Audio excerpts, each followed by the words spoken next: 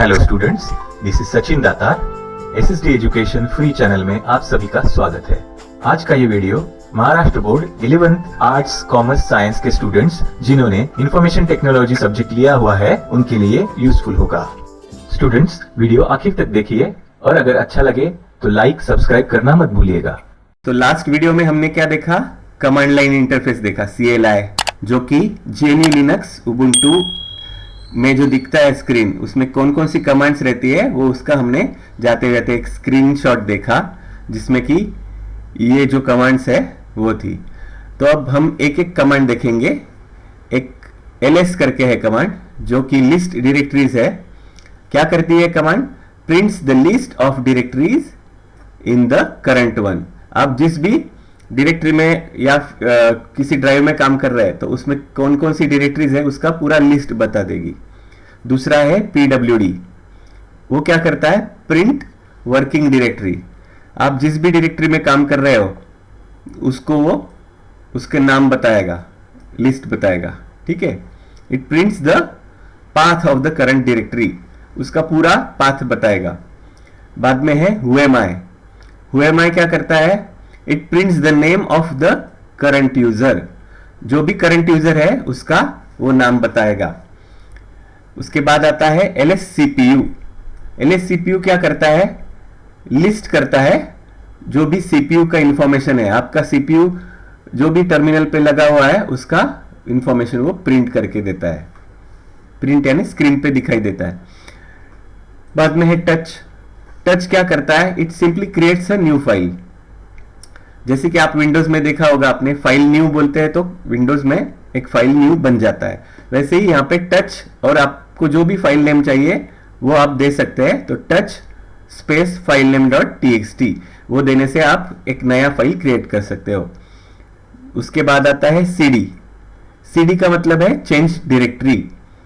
CD downloads. अभी समझो हम डाउनलोड्स डायरेक्टरी में जाना है हमको। हम जो भी डायरेक्टरी में अभी है, समझो मैं कुछ X डायरेक्टरी में हूं और मुझे Y डायरेक्टरी में जाना है, तो मैं क्या करूंगा? CD space Y। तो control goes to a different directory. CD करने से क्या होता है? दूसरे डायरेक्टरी में कंट्रोल चला जाता है, हम दूसरे डायरेक्टरी में एंटर कर पाते हैं। नैनो क्या करता है? Next command, nano is a text editor. ये सिंपल टेक्स्ट एडिटर है। इसको लिखते कैसे है? Nano space file name .txt।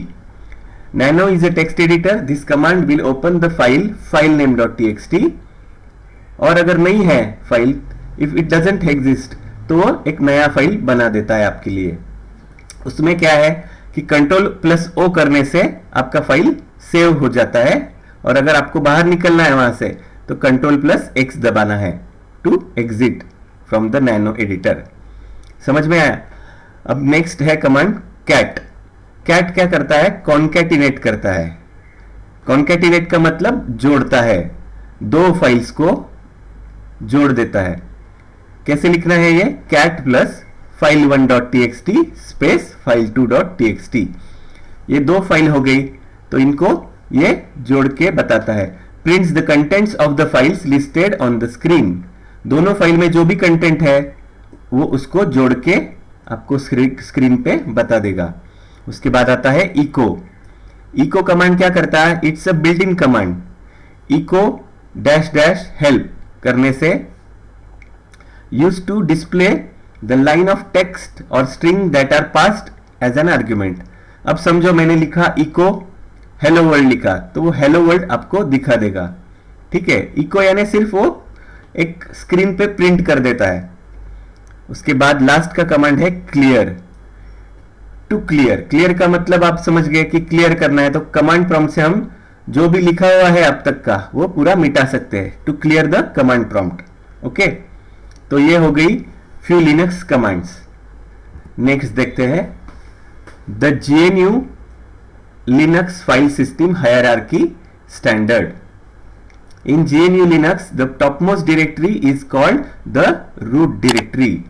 ये पूछा जा सकता है आपको, ठीक है। तो आपको याद रखना है कि टॉपमोस्ट डायरेक्टरी कौन सा है? The root directory, and it is written as slash.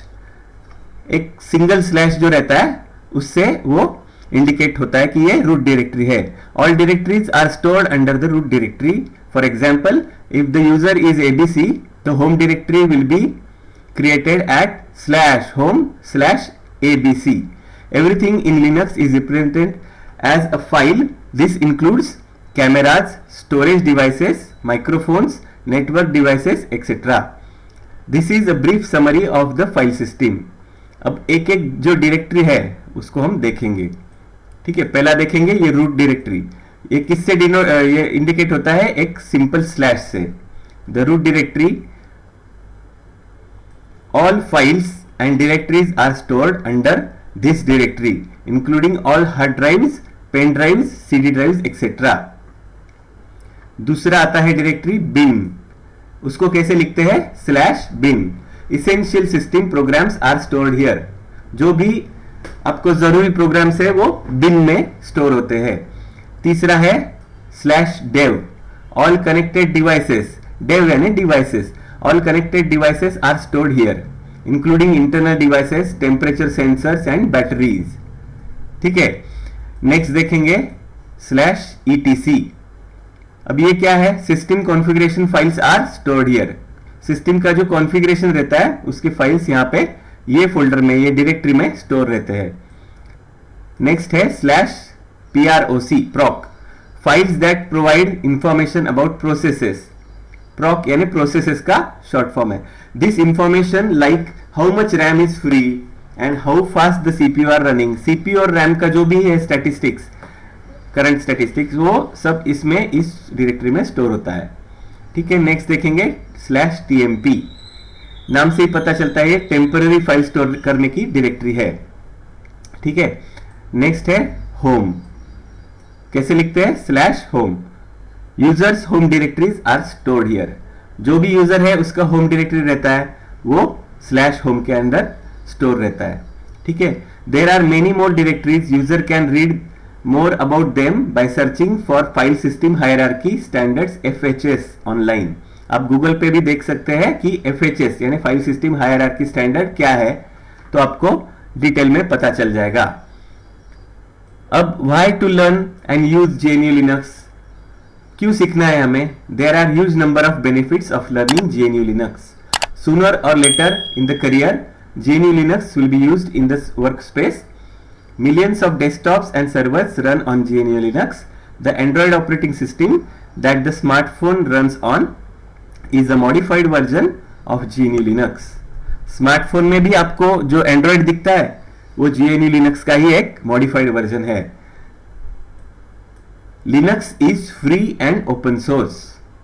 ठीक है, हमने जैसे लास्ट वीडियो में देखा कि वर्ड फ्री और ओपन सोर्स का मतलब क्या है. The word free here does not just mean free of charge but it also means freedom.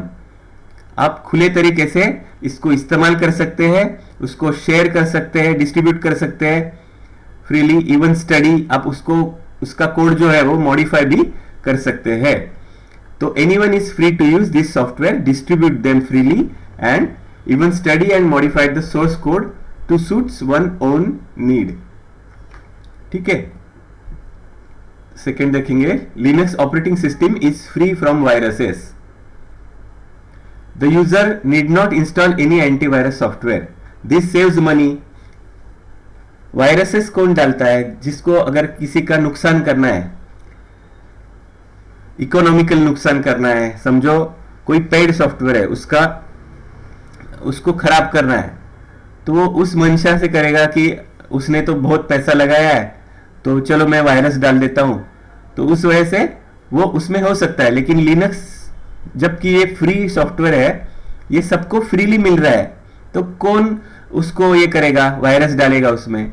तो उस वजह से इसमें अब तक कोई वायरस का प्रॉब्लम सामने नहीं आया है. The user need not install. उसके लिए वजह से इसमें एंटीवायरस सॉफ्टवेयर डालने की जरूरत नहीं पड़ती. ठीक है, the users are free from trouble of updating the virus definitions and checking unknown USB disk that is plugged in. Moreover, antivirus software is not 100% reliable. Antivirus software भी reliable नहीं रहता 100% कि आपके कंप्यूटर में वायरस आएगा नहीं. ये वो श्योरली बता नहीं सकता. The user always runs the risk of losing the data if the computer is infected due to failure of antivirus software. Finally, antivirus software often gives a false alarm and may delete the files assuming the existence of virus. कभी कभी कैसा है कि antivirus software कोई अच्छा file रहेगा उसको भी वायरस बता के डिलीट कर सकता है, फॉल्स अलार्म दे सकता है. तो नुकसान किसका हो जाएगा? यूजर का नुकसान हो जाएगा उससे. तो लिनक्स में क्या है, उसका एंटीवायरस सॉफ्टवेयर डालने का जरूरत ही नहीं पड़ता. थर्ड क्या है? Easy to keep all the software up to date. ये हम क्या देख रहे हैं? GNU लिनक्स हमको क्यों यूज करना है, उसके बेनिफिट्स देख रहे हैं. Easy to keep all the software up to date. Proprietary operating systems can update themselves but they cannot update other software, specially proprietary software. The user has to keep track of each application on his own. Linux distributions mostly use free software and it keeps track of all the softwares through the repositories. अब repositories क्या है? Repositories is a collection of software for a Linux distribution on the server. The package manager updates the operating system as well as the other softwares periodically. ये definition आपको याद रखना है कि repositories क्या होता है. It's a collection of software. किस चीज का सॉफ्टवेयर है? लिनक्स अगर अपडेट हो रहा है किसी के कंट्रीब्यूशन से, तो वो जो अपडेट्स है वो पैकेज मैनेजर अपडेट करते रहता है ऑपरेटिंग सिस्टम के अनुसार, और वो आप डाउनलोड कर सकते हैं ऑटोमेटिकली. ठीक है. लिनक्स फोर्थ देखेंगे. Linux is flexible and easily customisable. The user can change the desktop, the position of the menus, status bar position, style, default file manager, icon, theme and lot more. Almost everything in Linux is customised. Linux में सब flexible है और easily customisable है. हम desktop, menus का position, status bar, file manager, इन सब का पोजीशन हम चेंज कर सकते हैं, उसका स्टाइल चेंज कर सकते हैं. ठीक है. तो ये तो हो गया कस्टमाइजेशन का बेनिफिट. फिफ्थ देखेंगे कि एक्सीलेंट सपोर्ट मिलता है हमको. There are thousands of forums and millions of people ready to help open source software. क्योंकि ये ओपन सोर्स सॉफ्टवेयर है तो इसके यूजर्स भी बहुत है, इसमें कंट्रीब्यूटर्स भी बहुत है. ठीक है. कंट्रीब्यूटर्स कौन होते हैं? डेवलपर्स होते हैं जो इसमें योगदान देते हैं अपना. तो उनका फोरम्स भी रहते हैं बहुत सारे. तो ज्यादातर लोग होने के कारण हमको एक सपोर्ट भी मिल जाता है easily. Each distribution has its own community of users. They help each other. Many software companies and developers of free software also offer solutions to the problems through community platform and also through the professional channels. अगर समझो आपको कोई दिक्कत आ गई ये software में, तो उनका कम्युनिटी बेस्ड एक प्लेटफॉर्म रहता है, फोरम्स, उसमें आपकी सभी दिक्कतें, सभी प्रॉब्लम्स सॉल्व हो सकते हैं फ्री ऑफ कॉस्ट. ठीक है. और अगर कुछ प्रोफेशनल हेल्प भी लगता है तो वो प्रोफेशनल चैनल के थ्रू आपको हेल्प कर सकते हैं. नेक्स्ट देखेंगे, हमारा टॉपिक है 1.5 कंप्यूटर नेटवर्क. ठीक है. ये थोड़ा अलग चैप्टर है इसमें से. इसमें देखेंगे इंट्रोडक्शन. क्या है computer network? It is a group of, ये डेफिनेशन हो गया, it is a group of interconnected computers और devices to have communication within themselves. A computer network consist of a collection of computers, printers and other equipment that is connected together so that they can communicate with each other. Computer network क्या है? It is a group of interconnected computers or devices to have communication within themselves. एक दूसरे से connected हुए computers या फिर कोई devices जो कि एक दूसरे से कम्युनिकेट कर रहे हैं, उनको बोला जाता है कंप्यूटर नेटवर्क. अब कंप्यूटर नेटवर्क के टाइप्स कितने हैं तो वो देखेंगे. There are 3 types of network based on the geographical area they cover. कितना एरिया वो कवर कर पाते हैं उसके हिसाब से मेनली 3 कैटेगरीज में इनको डिवाइड किया है. कौन कौन से है? लैन, मैन एंड वैन. यहां पे आप देख पा रहे हैं types of computer network, LAN, MAN and वैन. ठीक है. The entire use and implementation of these types depends upon the geographical area they cover. That is LAN covers the smallest area. जैसे कि हम यहां से यहां तक जा रहे हैं तो लैन एक छोटा एरिया कवर करता है, मैन क्या करता है, थोड़ा उससे बड़ा लार्जर एरिया कवर करता है, लार्जर देन लैन। और वैन का मतलब है वाइड एरिया नेटवर्क, तो वो लार्जेस्ट एरिया कवर करता है। ठीक है, डिटेल में आगे देखेंगे। अब जैसे कि हमने देखा 3 कैटेगरीज है, उसका पहला कैटेगरी हम देखेंगे लोकल एरिया नेटवर्क, जिसको लैन बोला जाता है। तो लैन का ये सब पॉइंट्स आपको याद रखना है हर एक के। क्या करता है LAN? LAN covers smaller geographical area, size is limited to a few kilometres and are privately owned. ठीक है, इससे क्या समझ में आ रहा है कि ये जोग्राफिकल एरिया उसका सबसे छोटा रहता है। समझो कि किसी बिल्डिंग में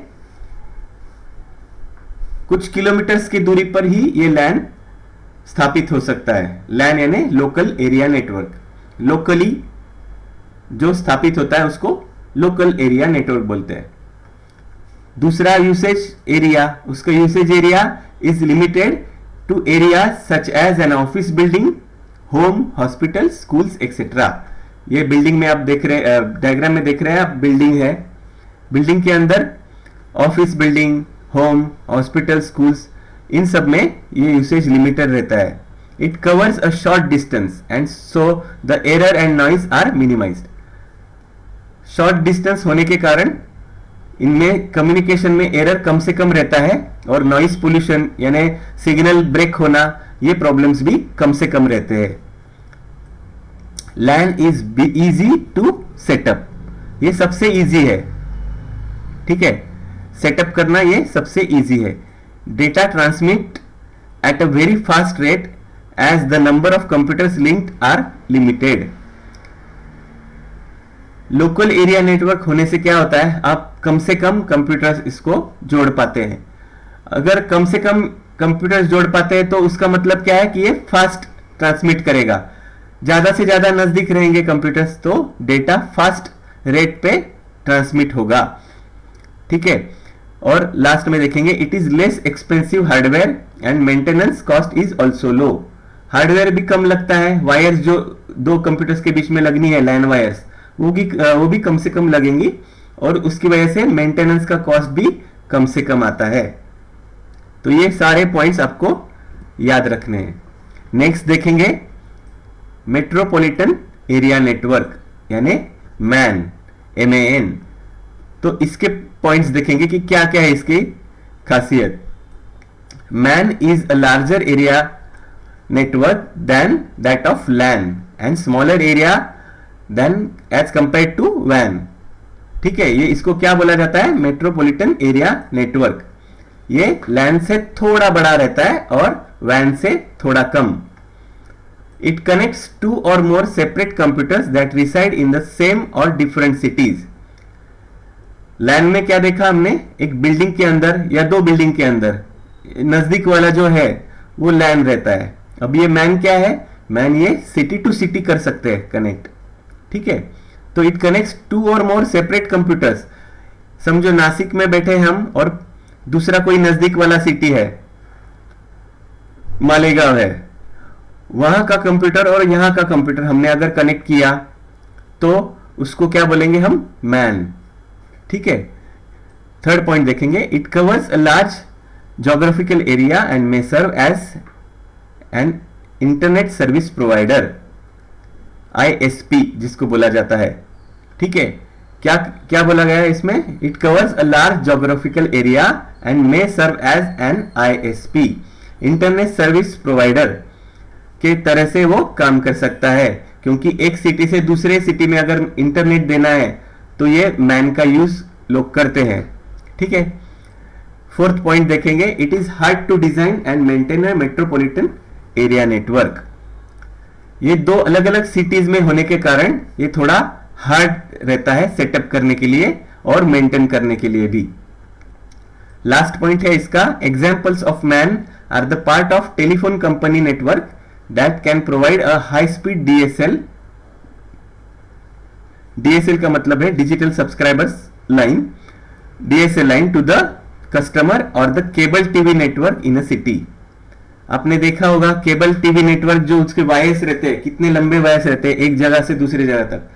आपकी लोकल एरिया में ही आपने बहुत सारा जाली देखा रहेगा उस केबल नेटवर्क का, लेकिन अगर एक सिटी से दूसरे सिटी में अगर केबल ऑपरेटर को केबल देना है कनेक्शन, तो उसको कितना दिक्कत होगा।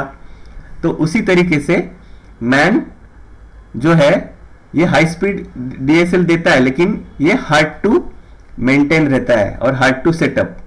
ठीक है, ये सारे 5 पॉइंट आपको याद रखने हैं। लास्ट देखेंगे वाइड एरिया नेटवर्क। तो वाइड एरिया नेटवर्क क्या है? ये सबसे बड़ा नेटवर्क है। Wide area network is a computer network that x tends over a large geographical area. सबसे ज्यादा बड़ा wide area network. It might be confined with in the bounds of the state और कंट्री। एक स्टेट में भी बन सकता है या फिर पूरा कंट्री या फिर इंटर कंट्री, दो अलग अलग कंट्री में भी ये वैन सिस्टम बन सकता है। A WAN could be a connection of LAN connecting to other LANs via telephone lines and radio waves. WAN क्या हो सकता है? ये LAN अलग अलग LANs का भी एक नेटवर्क हो सकता है जो कि टेलीफोन लाइंस और रेडियो वेव्स की माध्यम से जुड़ा हुआ है। The technology is high speed and relatively expensive. Geographical area बड़ा होने के कारण क्या है? इसको ज्यादा हार्डवेयर भी लगता है, यानी ज्यादा वायर्स भी लगेंगे, ज्यादा टेक्नोलॉजी भी लगेगी। तो हाई स्पीड उसका होने के लिए इसको खर्चा भी ज्यादा आता है, तो रिलेटिवली ये एक्सपेंसिव है। उसके बाद का पॉइंट देखेंगे, a communication medium used for वैन इज टेलीफोन नेटवर्क और अ सैटेलाइट लिंक। एक तो टेरेस्ट्रियल एरिया है, तो आप टेलीफोन नेटवर्क के थ्रू आप कनेक्ट कर सकते हैं वैन को, यानी जमीनी तौर पे आपको कनेक्शन दिखेगा। या फिर बहुत दूर पे है, समझो अमेरिका में है और आप इंडिया में बैठे हैं, तो उतनी दूर तक हम टेलीफोन लाइन या वायर से कुछ कनेक्ट कर पाएंगे क्या? नहीं। तो उसके लिए हम मदद लेंगे सैटेलाइट की। तो सैटेलाइट के लिंक के थ्रू हम एक वैन एस्टेब्लिश कर सकते हैं। Due to long distance transmission the noise and error tends to be more in वैन। ये लॉन्ग डिस्टेंस होने के कारण क्या है, इसमें नॉइज भी आ सकता है, यानी सिग्नल ब्रेक हो सकता है, एरर्स आ सकती है। तो उसकी वजह से वैन में नॉइज और एयर का प्रॉब्लम हर बार रहता है ज्यादातर। ये तो हो गए 3 नेटवर्क्स। कौन कौन से देखे हमने? लैन, मैन और वैन। अब आगे देखेंगे इनका कॉन्फ़िगरेशन कैसे रहता है। Network configurations. Network architecture is the design of computer network. It is a framework. ये डेफिनेशन हो गया। Network architecture is the design of computer network. It is a framework for the specification of networks physical components and their functional organisation and configuration. ये पूरा आपको definition याद रखना है। 2 of the most widely used types of network architecture are peer-to-peer and client server. ये 2 network architecture रहते हैं, इनको आपको सीखना है कि क्या है। पहला देखेंगे peer to peer architecture. In this type of architecture, all the machines called as peers have the same status and they can communicate with any other peer directly. peer किसको बोला जाता है? जो कनेक्टेड कंप्यूटर रहता है network में। ठीक है, ये peer क्या कर सकता है? ये भी एक peer है, ये भी एक peer है, ये डायरेक्टली एक दूसरे से कनेक्ट हो पाते हैं। A peer-to-peer network has no dedicated servers. इसमें सर्वर कुछ नहीं रहता। समझो ये A peer है, ये B peer है, तो A ने कुछ B से मांगा है इंफॉर्मेशन, तो B झट से वो दे देगा विदाउट एनी सर्वर। बीच में कोई सर्वर दिख रहा है कि आपको? नहीं। तो पीयर टू पीयर में यही एक खासियत है कि ये डायरेक्टली कम्युनिकेट कर पाते हैं। Its implementation are meant for small networks. तो ये डायरेक्टली कनेक्ट कर पाते हैं, तो इसका मतलब क्या है कि ये नजदीक है, तभी तो ये कनेक्ट कर पाते हैं। तो पीयर टू पीयर का इसमें क्या है? स्मॉल नेटवर्क्स है। For example when students create a network to share files through Bluetooth और शेयर इट, ये भी एक तरह का पीयर टू पीयर एक्सेस हो गया। आपने ब्लूटूथ से कनेक्ट किया एक मोबाइल से दूसरे मोबाइल को, या फिर शेयर इट यूज करके आपने कोई एप्लीकेशन शेयर किया, तो वो भी क्या हो गया? पीयर टू पीयर आर्किटेक्चर का यूजेस हो गया। The mobile devices from peer to peer networks for transfer of files. ठीक है, आगे देखेंगे। नेक्स्ट आर्किटेक्चर कौन सा था? Client server architecture.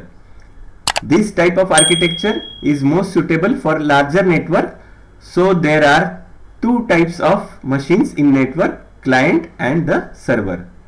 लास्ट में हमने क्या देखा? पीयर टू पीयर, दोनों भी पीयर्स थे। अभी एक मशीन रहेगा क्लाइंट, एक रहेगा सर्वर, जैसे कि यहां हमें पता है। तो ए है क्लाइंट और ये बी है सर्वर यहां पे। ठीक है, वैसे ही ये सी भी क्लाइंट है, डी भी क्लाइंट है, ई भी क्लाइंट है, ये सब क्लाइंट्स है, एक ही है सर्वर जो कि है डी। अब क्लाइंट का डेफिनेशन देखेंगे। A computer which is seeking any resource from another computer is a client computer. ये डेफिनेशन आपको याद रखना है कि क्लाइंट और सर्वर किसे बोला जाता है। क्लाइंट का एग्जांपल क्या है? For example downloading an image file from a website, browsing internet etc. The network user normally uses a client computer to perform his day-to-day work. अब हम जो वेबसाइट्स वगैरह देखते हैं हमारे कंप्यूटर से, ठीक है, तो हमारा कंप्यूटर क्या हो गया? क्लाइंट हो गया। और वेबसाइट कहां पे है? वो सर्वर पे स्टोर्ड है। समझो हमने www.google.com किया, तो google.com का वेबसाइट गूगल के सर्वर पे है, तो हमको कहां पे दिख रहा है? वो हमारे कंप्यूटर पे दिख रहा है, तो हमारा कंप्यूटर क्लाइंट हो गया। गूगल का जो सर्वर है वो सर्वर हो गया। तो सर्वर से हमने इंफॉर्मेशन ले लिया, कोई इमेज डाउनलोड किया है, ब्राउज कर रहे हैं कोई वेबसाइट, तो हम एज अ क्लाइंट वो वर्क कर रहे हैं हमारा कंप्यूटर। नेक्स्ट देखेंगे सर्वर। सर्वर का डेफिनेशन क्या है? If a computer has a resource which is serve to another computer, it is a server computer. The client establishes a connection to a server and accesses the services installed on the server. Server is not meant for a network user to browse in internet or do spreadsheet work. For example, multimedia server, file storage servers and web servers etc. Server क्या करता है? अगर client ने कोई request भेजा है, उसको कुछ इंफॉर्मेशन मुझे चाहिए, तो वो सिर्फ उसको कनेक्शन के बाद वो इंफॉर्मेशन दे देता है। लेकिन सर्वर पे हम क्लाइंट पे बैठ के हम काम कर सकते हैं क्या कुछ विदाउट परमिशन? तो नहीं। हम स्प्रेडशीट वर्क कर सकते हैं क्या? नहीं। ठीक है, तो उसके लिए क्या लगेगा? Multimedia server, file storage servers, web servers, ये सब अलग अलग रहते हैं। तो अलग अलग टाइप का रिक्वेस्ट के लिए अलग अलग टाइप के सर्वर्स लगते हैं। समझ में आ गया ये क्लाइंट सर्वर आर्किटेक्चर में कि क्लाइंट रहता है और एक सर्वर रहता है। तो ठीक है, आज के लिए इतना काफी है। अगला टॉपिक हम अगले वीडियो में कवर करेंगे।